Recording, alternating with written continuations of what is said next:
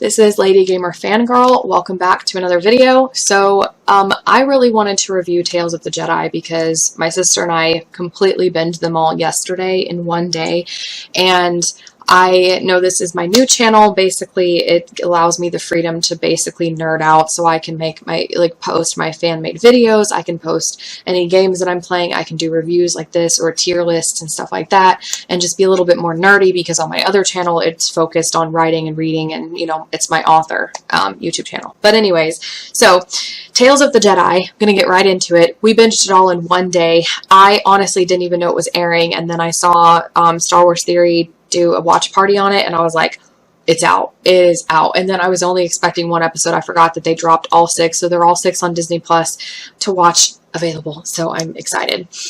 So I'm gonna get straight into it. Episode 1 starts off, and this is a non-spoilery well, scratch that. This will have spoilers for Tales of the Jedi, so basically go watch that first before you come back and watch my review on it, because I can't help myself. I got a fangirl. Episode 1 starts off with baby Ahsoka, and it actually shows a lot about her parents and like their life and like the kind of place that she came from, and I loved it. I was so into it. I was glued from the start. I really loved both her mom and her dad. It had I really loved both of her parents, and it has this creativity that I felt like has been lacking in terms of how creative George Lucas was with the world building that he did, the race building, and how many cultures that he built, and just he was so creative with the Star Wars prequels specifically, and just with his creations altogether. And I feel like that's been lacking in a lot of the new stuff that's come out. So this episode of Tales of the Jedi, I felt like was getting back to that, and I know it's because it's created by Dave Filoni, and Dave Filoni is a genius. But yeah, so it was just amazing to get to see Ahsoka's parents and their past and stuff like that, and getting to see their type of culture with, you know, everything. And so the mom and Ahsoka go on this little journey, and it shows Ahsoka being able to have the Force ability to like communicate with animals, which actually was paralleling Anakin doing the same thing in the arena in episode 2, Attack of the Clones. So I thought that was a nice little callback, and it was really cool, super creative, and it also kind of gave me a lot of feels in terms, because you realize that the Jedi would eventually have come to take her away from them or something at that point, and it's just kind of a little heartbreaking. So that was episode 1. Episode 2 picks up with Dooku, so it's Count Dooku, but he's much younger. He's a Jedi at this point, and it also picks up with Qui-Gon Jinn, but he's a young Qui-Gon Jinn, so it's way before episode 1. This is back when Qui-Gon was still a Padawan.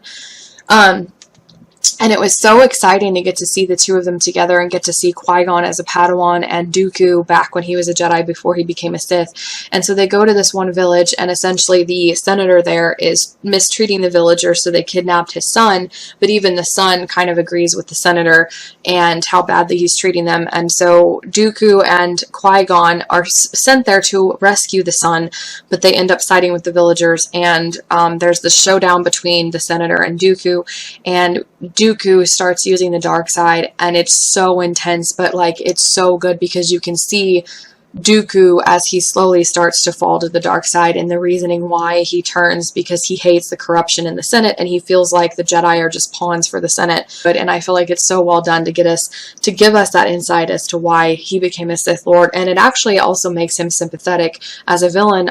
For some reason, I sympathize with him so much. It's like I can't really blame him for becoming a separatist, becoming a Sith Lord, and like everything that he did makes so much sense now.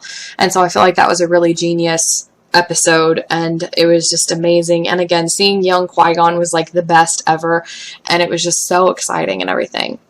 So episode 3 picks up another episode with Dooku. This one is years and years later, and so he and Mace Windu are coming to a planet, and there's another corrupt senator, and they find out that there was a Jedi that was killed. So their original goal was to go there and pick up the body for the council, but Mace is like not wanting to investigate and find out what's going on, whereas Dooku is like, you know, we're here to help, we got to figure out what's going on. And they eventually figure out that the Jedi was betrayed, and that the guards actually were the ones that killed her, so that there's a really epic fight as Mace and Count Dooku actually get to fight together. And what I love about this episode is, again, the getting to see a glimpse of the past, getting to see a glimpse of like Dooku in his past and in his younger years and stuff like that. I mean, this is like when he's older, but it's still kind of like a glimpse into the past. And so one thing that I really, really loved about it was getting to see Dooku and Mace's friendship and how they're very unlikely friends. Like, they are completely different, and they seem like they would be the kind of friends to argue a lot, but somehow they make it work. So I loved that we got to see their friendship and like how they somehow make it work.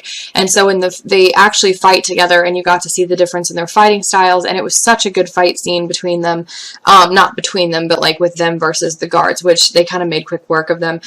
But it was a really good episode. So that was episode 3, I believe. Episode 4 was one of my favorites. Oh my gosh. So this is again about Dooku, and it's set a little bit after the last couple, during episode 1, and I loved it because it kind of did the similar thing that the Clone Wars episode or season 7 did, where it was interplaced in between the events of episode 3 in the Clone Wars case, but this one was interplaced in between the events of episode 1. So we start off with one scene where, you know, after Qui-Gon had faced down Maul on Tatooine, they come back to Coruscant, and then Padme, the Queen, is like pleading her case before the Senate and everything else. And during that time, Anakin's getting ready to be tested by the Jedi Council, and Dooku manages to actually catch Qui-Gon, and they have a conversation, which I didn't know about that, and I didn't know when Dooku turned to the dark side and all that stuff. We got to see Yaddle. She's a major character from, I think, like Star Wars lore, and it was so exciting to see her and everything. And then it jumps time a little bit to after the events of episode 1, because at that point we all know that Qui-Gon and all of them went back to Naboo and fought in the war and all that stuff.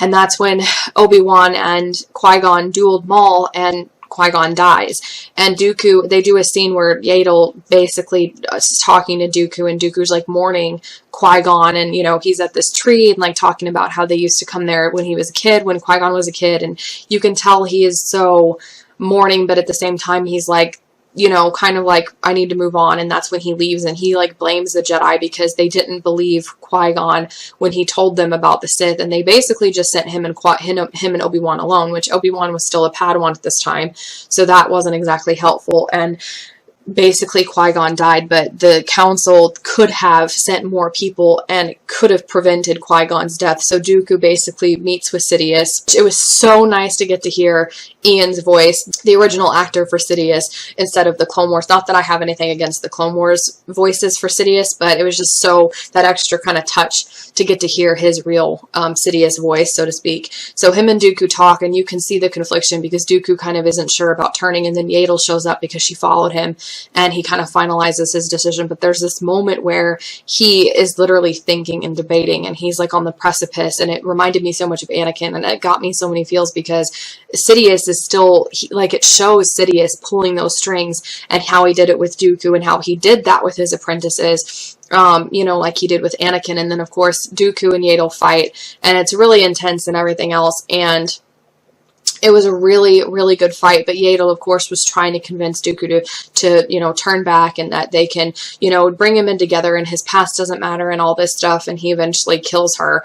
And it was so sad, and it was so tragic. And he had this moment where he falls to his knees, and it was like, it paralleled with episode 3, Revenge of the Sith, after Anakin basically cuts off Mace's arm, and Mace gets pushed out the window, and Anakin realizes what he's done, and he's, at that point, they feel like, you know, it's too late, you're too far gone. And it really reminded me of Anakin's turn to the dark side, so that was a wonderful touch. And then of course Sidious did the whole rise, you know, you're doing the right thing kind of thing. And it was just really tragic to see that what happened to Dooku, that the exact thing that is going to happen to Anakin happened to Dooku as well. And so that's terrible, especially knowing that eventually Dooku's betrayed by Sidious because he is killed by Anakin, and Dooku just thought they were going to duel him a little bit, test him, and then turn him. He didn't know that Sidious was going to have Anakin murder Dooku. And so it was just really sad. So then episode 5 is Ahsoka again, and this is Anakin training Ahsoka. And this one was such a beautiful episode because Anakin was a little bit of a darker version of Anakin, where he's pushing her and pushing her and pushing her, because there was this one scene where he's like, it's the best way that I can protect you is to teach you how to protect yourself. And it actually shows a little bit deeper part of Anakin, that he's still afraid of losing people now that he has a Padawan. He doesn't want to lose her, and he can't always control where she's going to fight in. So instead of teaching her just how to fight droids, he's going to teach her how to fight clones because they're better than droids. And it does kind of a montage, and so you notice that she's training over the course of years during the war, and she gets good at it. And then they do this at the very end. They jump back to the Clone Wars season 7, where during Order 66, her and Rex are trying to escape, and they're going to face down the other clones. And so it's a nice parallel that literally Anakin trained her to fight the 501st, to protect her from, you know, whatever. And she ends up having to use that exact same training in order to help her with Order 66. And it also kind of explains why she's so good, and how she gets so good is because Anakin trained her that way. And it also shows how good of a master Anakin is. And I loved it. It was one of my favorites. So then we get to episode 6, which is the final episode of all of the Tales of the Jedi. And this one was again about Ahsoka after episode 3. So it picks up after Order 66 at Padme's funeral. And it shows that Ahsoka's there. So even though, like, we'll never get to see her in live action in episode 3 unless we get some random bonus stuff, she was there at Padme's funeral. So it was very heartwarming. And then basically this one for me was the most boring, although I loved all of them. And honestly, I would give this 5 stars, and there's really nothing that I would have to say to complain about Tales of the Jedi, other than the fact that there's not enough of it. So give me more. Disney, give us more. This is the kind of Star Wars content that we Star Wars fans want, so please give us more. But essentially, it just kind of explains what happens to Ahsoka a little bit. Again, it was a little boring, but I think they were taken from the novel. I would have liked the duel between her and the Inquisitor to be a little longer, but it was kind of just like one move and she hit him, which she's good, and it made sense because she just got through dueling Maul in the Order 66 situation in season 7. So it makes sense, but at the same time, I personally wanted like more of a fight, but that's okay. Like, I'm not complaining. So it was just a little bit more boring than the others, but I love them all. We want more Tales of the Jedi. This is so exciting. It was amazing. And again, I rate it 5 stars. So this is Lady Gamer Girl signing off. And if you guys want to see some of my fan-made videos, click here, especially if you know the anime Hagoiki. Trust me, this is a good one, and it will give you so much feels. So click this video, and thanks for watching. Be sure to subscribe for more nerdy content.